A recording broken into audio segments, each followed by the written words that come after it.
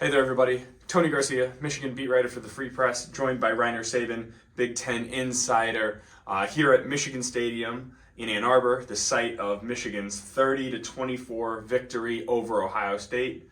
12-0, undefeated, Big Ten East champions, headed back to Indy. Yeah, same story as last year. Feels like we've done this before. Yeah, exactly. But a little twist, obviously, with all this stuff that's been going around with the program, and there maybe was some doubt going into this game given their performance against Maryland. But they really answered those questions. I mean, in the pivotal moments, the ethos of this program really came alive, where the confidence and the self-belief and the determination to get it done. That was shown, and Ohio State didn't have that same confidence. No, didn't seem to. We asked Jerome more about it afterwards, right? It's like early on, the offense is sputtering, right? 2 3-and-outs, punts on 3 of the first 5 drives, but the defense, Will Johnson, big interception to set up that score, right? Then later in the game, I should say, early third quarter, Ohio State has a drive. They run it 9 of 10 times, 8 straight, hammer it home to tie it up 17-17. And even when Zach Zinter, captain, fifth-year senior, 41 starts on senior day, goes down in like a tragic, gruesome injury, it just bonds them. It is not a layer of adversity. And in some form of poetic justice, Blake Corum, 22-yard touchdown run, first play after that, and they never trailed again. Yeah, and it's it's also kind of funny. I mean, again, Ohio State outgained them, and yet it's Michigan coming through in the clutch moments and the moments that really mattered. That really was the difference in this game. And again, it's a testament really to what this program has been able to accomplish over the past 3 years. I mean, regardless of what you want to say about them, they seem to just push aside any kind of distractions. They don't succumb to adversity. It's a resilient group, and that's a credit to Jim Harbaugh and what he's been able to imbue on the players. Yeah, and 2 points. One, you talk about the big plays. 4th down, 3 for 3. Right. Doesn't get bigger than that, right? Sure. Every time they had to make the play. And then secondly, you say, like, think what you want about Michigan. I mean, they're continuing to prove those thoughts, beliefs, notions.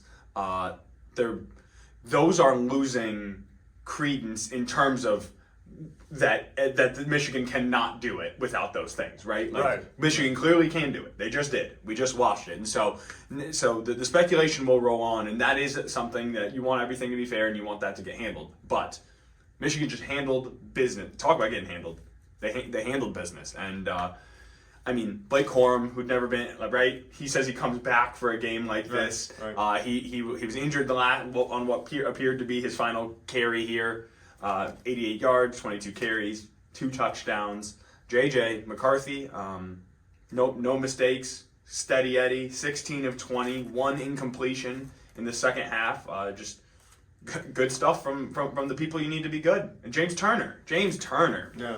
Mm-hmm. I don't know where you want to take it. It's just it's just each guy doing what they need to do. It's people that are stepping up and getting it done. Again, there were questions about McCarthy going into this game. I mean, he had 2 really underwhelming performances. I mean, the 7 for 8 against Penn State wasn't so much him as much as that they went away from him. But they didn't think they could protect him.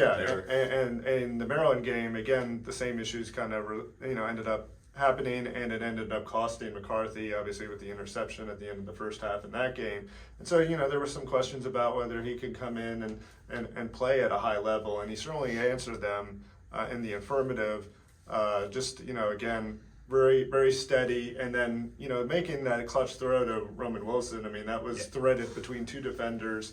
It's the kind of big play that, signature play that a quarterback of his caliber needs to make in these kind of games, and he came through. And he did it. And then, of course, the defense, we talked about it somewhat briefly. They were had a little more than they had been in the past, but still to hold Ohio State to 24 points, just remarkable. And then big pick late by Rod Moore, the Ohio native, who said when he signed with Michigan after he was spurned by Ohio State, he said, "I'm never losing to Ohio State." Well, 3-0 in 3 years thus far, and now Michigan, a team that put all the pressure in a number of ways on itself, right? But you talked about it. It goes back to a post game. You asked Blake Corum about it.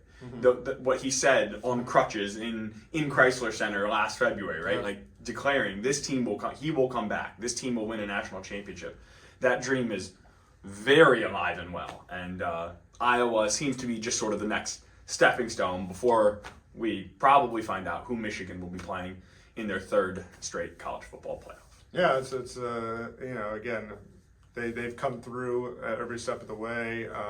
Again, they've been faced with a lot of challenges this year. I mean, to have their head coach suspended twice for 3 different games each time, and then and then especially during this final stretch, which was the most critical. I mean, really, the season didn't get ramped up until November 11th against Penn State, and they came down in the final stretch and got it done.